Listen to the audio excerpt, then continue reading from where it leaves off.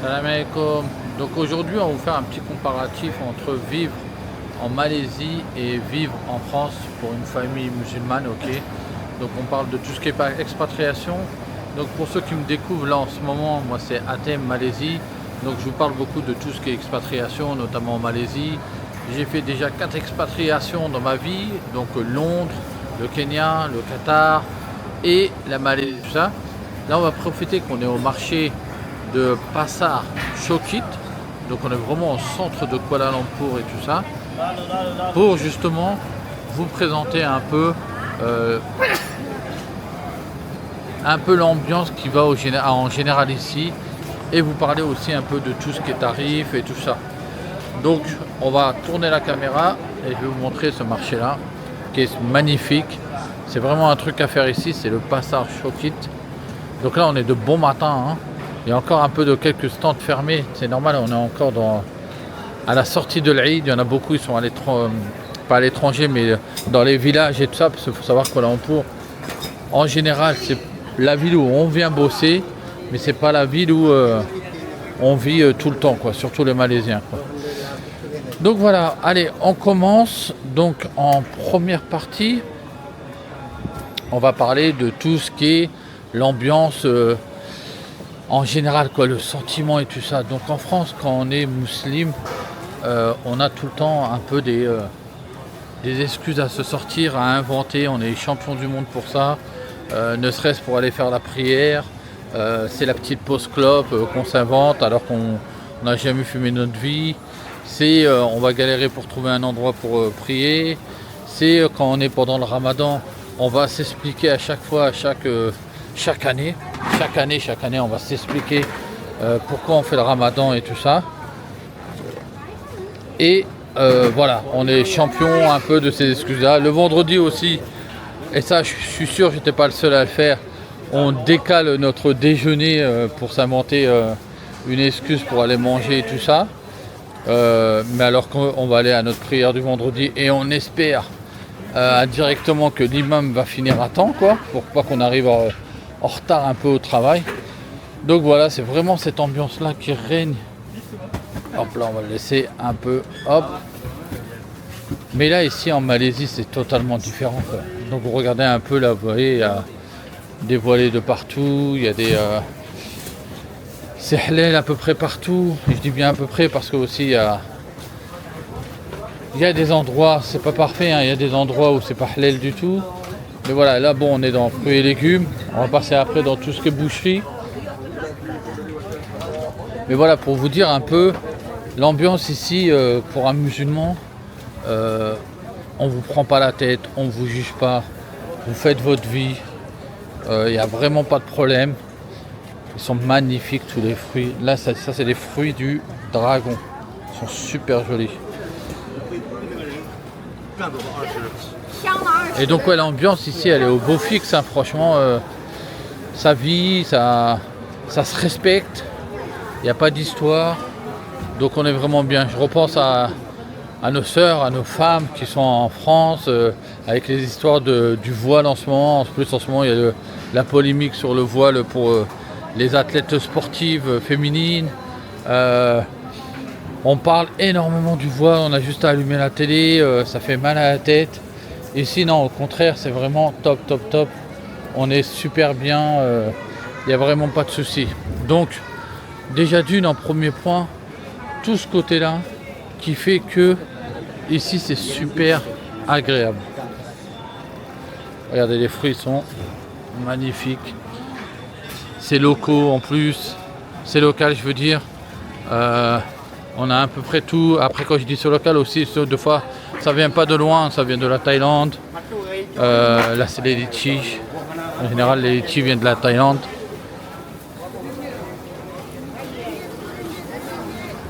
Tac.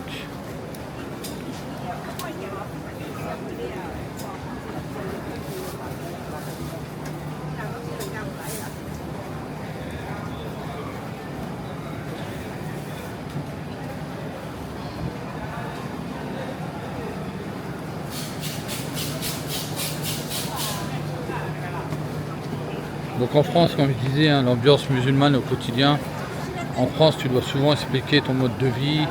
Ici, vraiment, tout est normalisé. Les horaires de travail sont pensés autour des prières.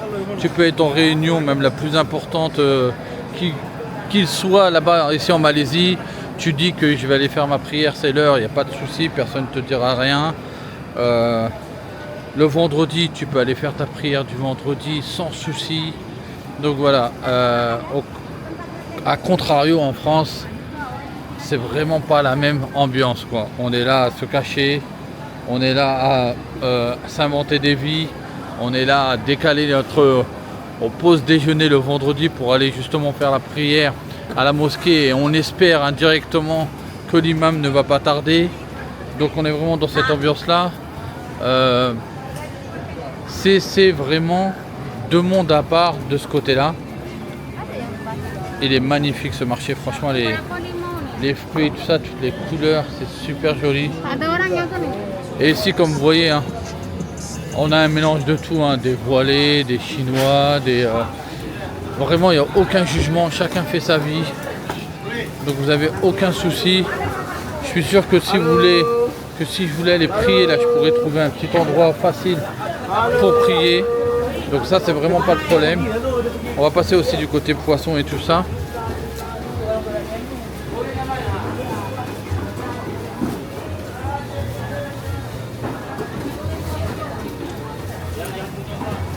Donc là, j'en profite vu qu'on arrive du côté poisson. Bon, ça, c'est pas trop le sujet du halal, donc on va plutôt aller vers la viande d'abord. Donc, quand on arrive au côté viande, il est pertinent pour moi de vous parler. Voilà, donc c'est marrant comment ils mettent les poulets, les pattes en l'air. Donc ici, t'as pas trop à chercher loin pour du halal. La plupart, c'est vraiment halal. C'est vraiment des étals musulmanes. C'est vraiment des... En fait, c'est géré ici par le ministère de l'Islam. Et si c'est pas halal, en fait, le halal est la norme. Si c'est pas halal, c'est à eux de te l'indiquer. C'est à eux de te dire, là, la viande n'est pas halal. Donc ça, c'est très appréciable. Et c'est la même chose dans les restaurants. Donc c'est à eux de t'indiquer que la viande n'est pas halal. Donc ça, au quotidien, ça facilite grandement la vie.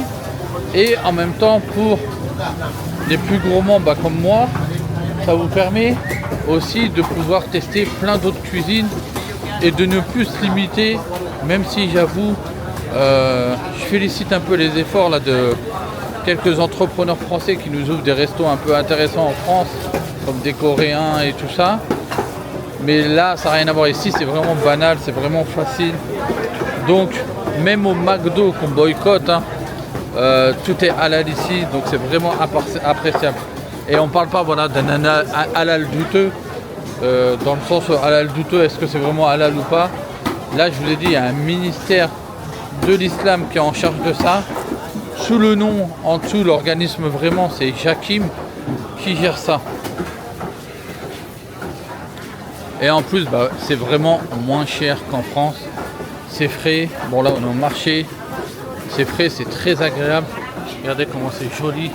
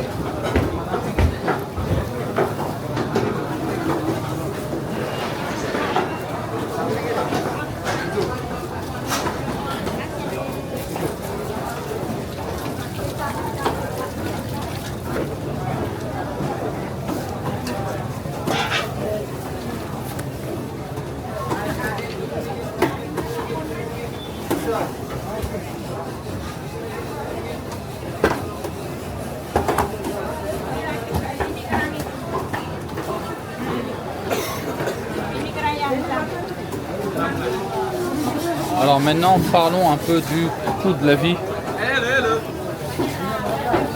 Parlons un peu du coût de la vie, donc que ce soit loyer, école, transport, nourriture, En Malaisie, vraiment, ton budget se fait plaisir, il se détend, il se relaxe.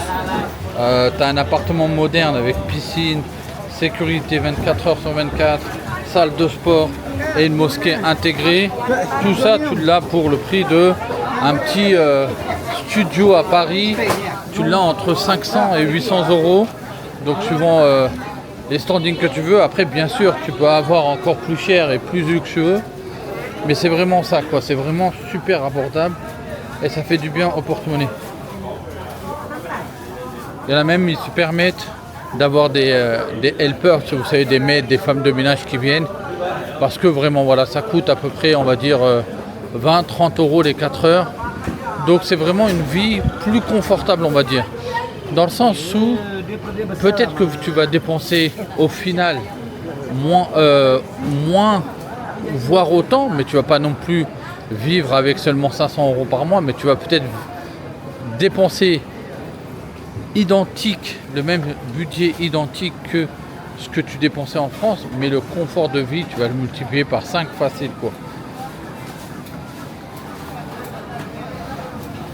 Si on parle maintenant un peu de tout ce qui est école et environnement éducatif, il existe beaucoup d'écoles internationales ici, des écoles islamiques, des tahfiz et même des structures francophones pour les petits, tu peux en trouver, ça j'ai découvert ça il n'y a pas longtemps. Donc c'est vraiment appréciable, ça facilite la vie. Et ce que j'aime ici, c'est que mes enfants, franchement, ils évoluent dans l'apprentissage du Coran. C'est pas juste la mosquée le dimanche matin, les cours, sans... on va les remercier, c'est vraiment déjà appréciable parce que c'est le minimum social, on va dire. Mais ici, non, vraiment, c'est intégré à l'éducation des enfants à l'école. Et on sent vraiment les progrès énormes que font les enfants. Moi, je le vois avec mes enfants qui sont très très avancés en islam, en tout cas en apprentissage du Coran. En tout cas, ils m'ont devancé. Et franchement, j'ai pas honte de le dire. Et ça me fait bien plaisir de voir ça. Et en plus, pour leur avenir, ici, c'est un modèle anglophone. À part si vous décidez, mais bon, ça, comme je vous l'avais déjà dit dans mes vidéos, je comprends pas les gens qui mettent leurs enfants en école francophone. À part bien sûr pour la facilité de foi et tout ça. Mais ici, en général, vous mettez dans l'école anglophone. Et aujourd'hui, vous avez besoin de cette langue-là pour progresser à l'international et vous ouvrir à des opportunités partout dans le monde.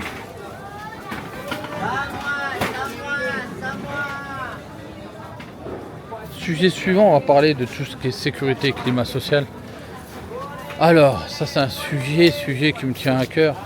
Ici, en gros, vous baissez votre garde, dans le sens où vous n'êtes pas là toujours à avoir peur, entre guillemets, de vol, d'agression, d'incivilité, d'embrouille, d'être méchant et tout ça. Ici, franchement, les gens, ils sont clean, ils sont sympas.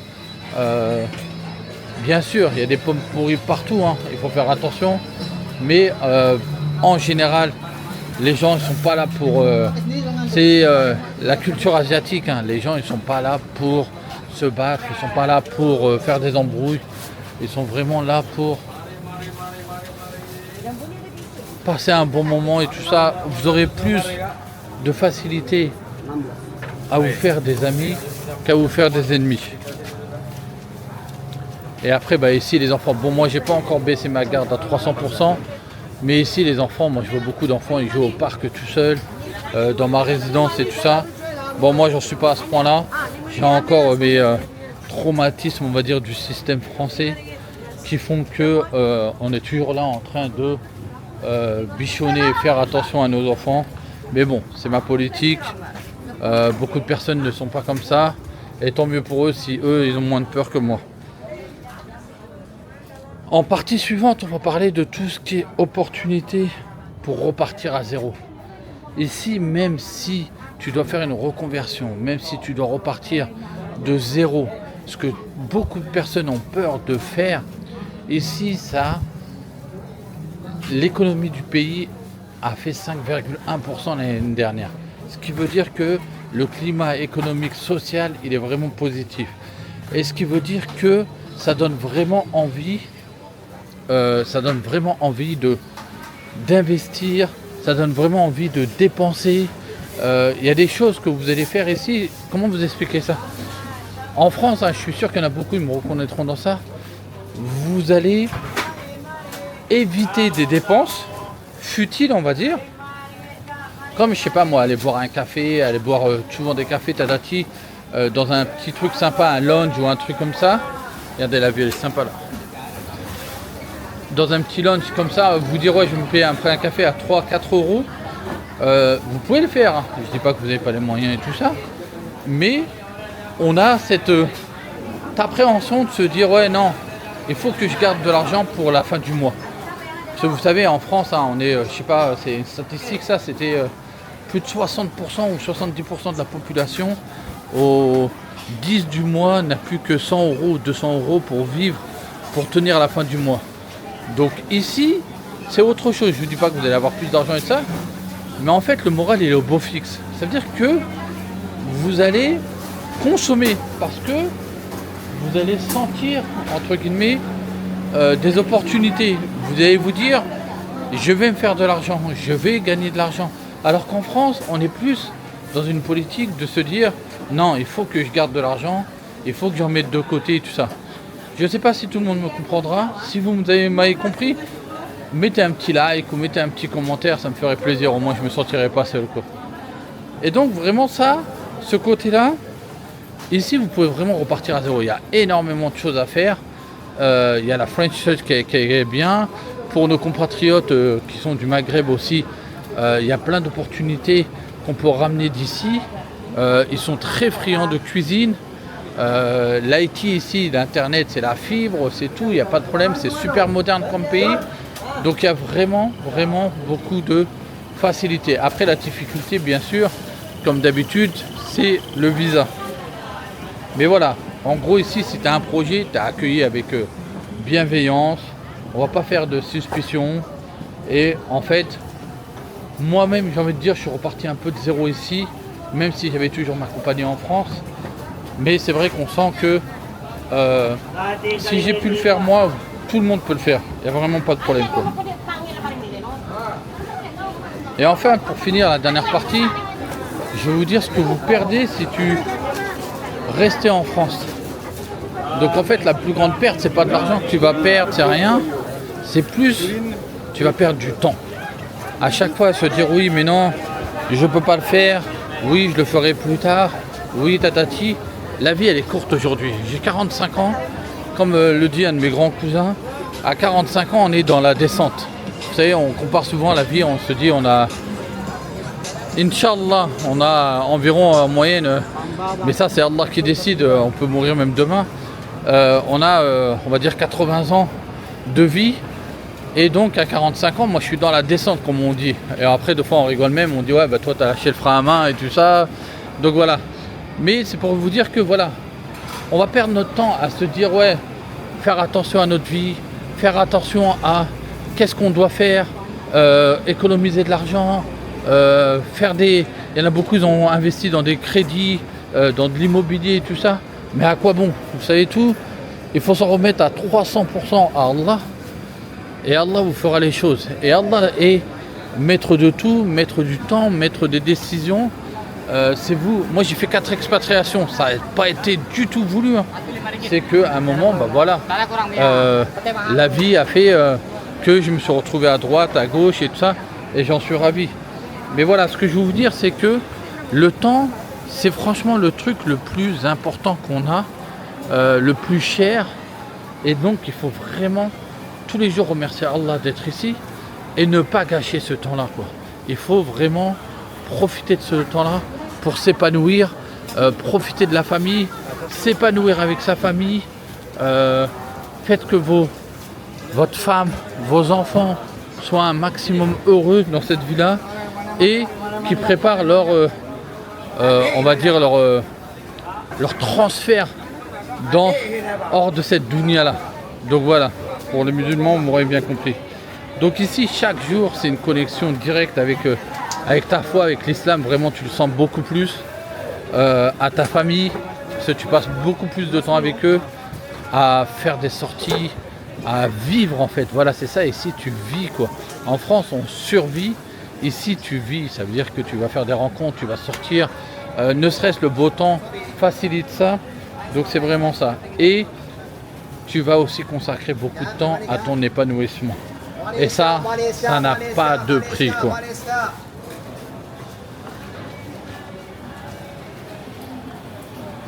Enfin, pour conclure, je dirais, hein, et ça je l'ai toujours dit, hein, la Malaisie c'est pas parfait. La Malaisie c'est vraiment un très bon compromis. Mais en tout cas dans cette battle face à la France, il n'y a pas photo pour moi. La Malaisie l'emporte haut la main pour la personne qui désire faire une expatriation ou une hijra point de vue islam.